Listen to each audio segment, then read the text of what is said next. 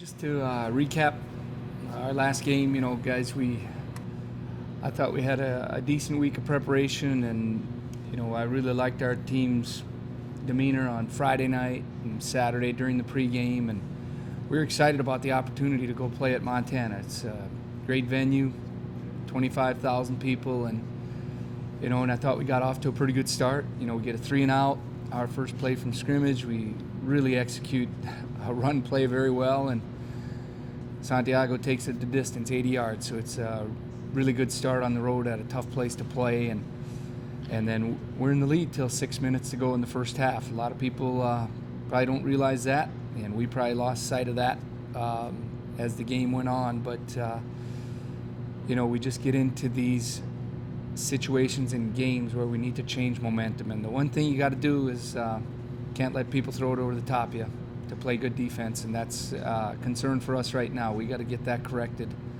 and then when that does happen offensively, we got to be able to come out and respond and get a good drive and kind of settle our team down, which we have done on occasion this year. But this game we responded by some poor ball security and not as sharp as we'd like to be offensively. And then special teams, our kickoff cover was not as good as it needed to be and created field position for their team. But in the end, they're a very good opponent, and they're very good at receiver.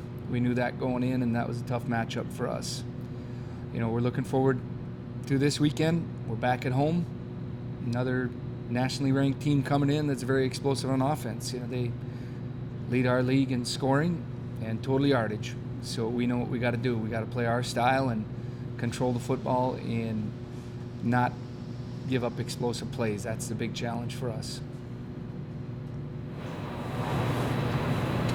Another big passing attack from Montana State. Anything different than Montana and what they bring in the passing game, or what do you see?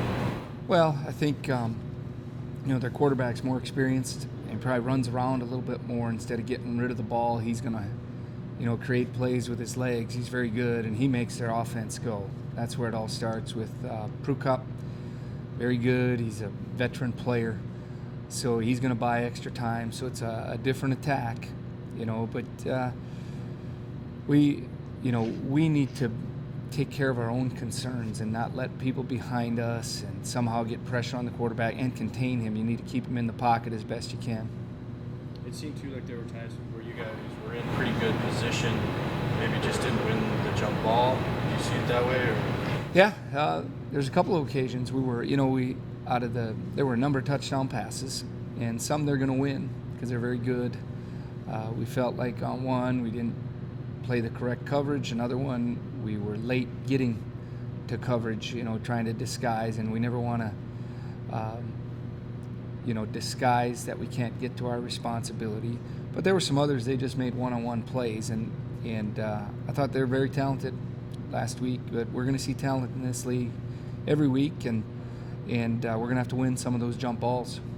Coach, you mentioned avoiding the big play in the pass game. What's the big thing you preach this week as another passing attack comes in to your secondary?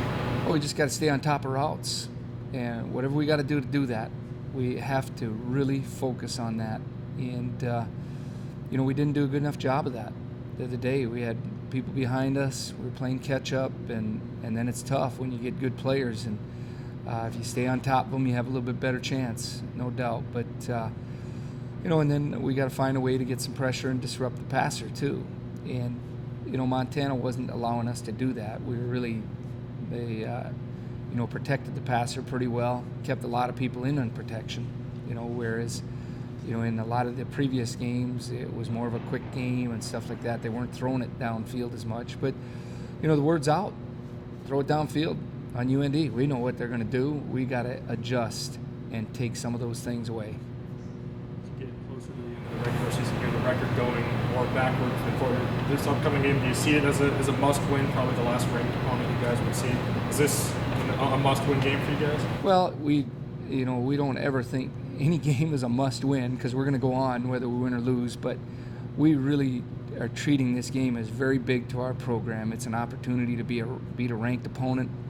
It's an opportunity to get back to 500 in a league race, and then you never know, go from there. But we were preaching to our guys, we got to live one day at a time right now. Our most important thing is how we prepare on Tuesday, and we got to have a lot of life, a lot of energy, because it was a disappointed group, and we were all disappointed by the result on Saturday, because we felt we got off to a good start and really wanted to really take that game into the fourth quarter and have an opportunity to win.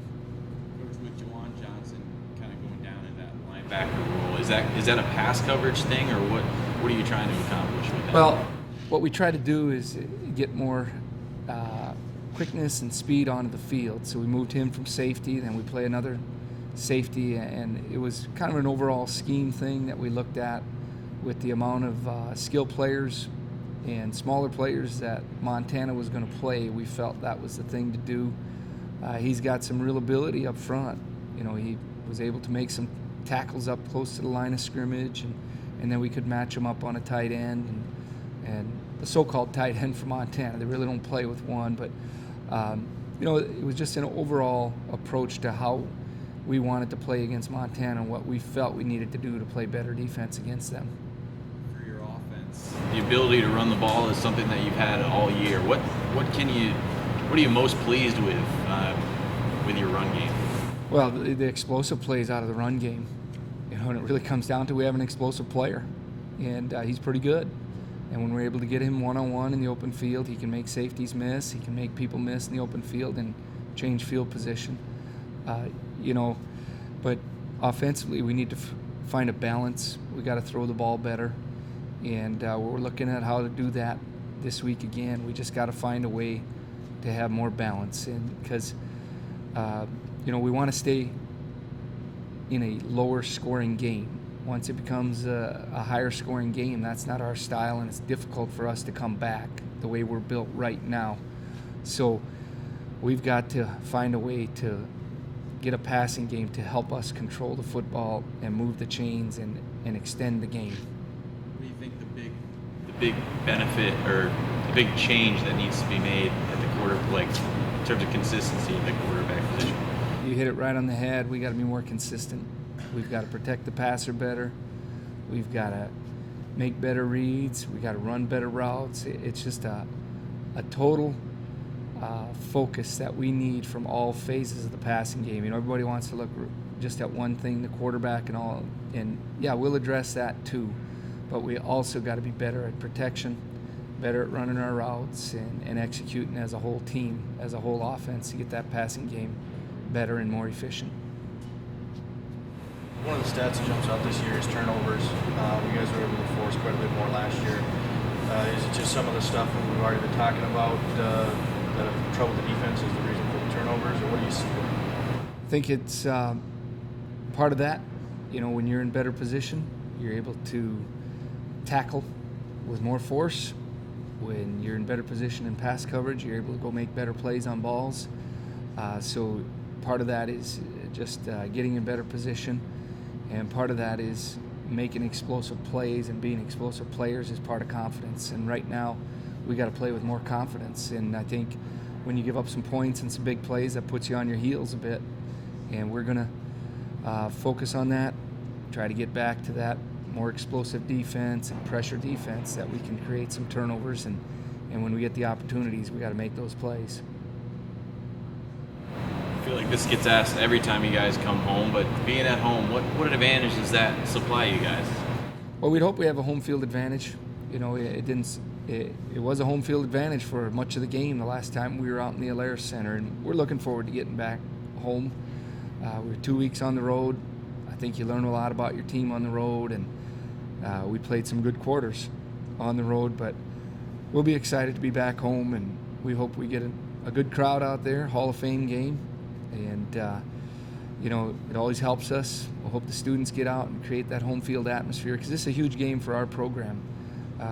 We got a national ranked team, and a team that we have a lot of respect for coming in, a high-powered offense, and we're going to challenge our guys to embrace this. Embrace it.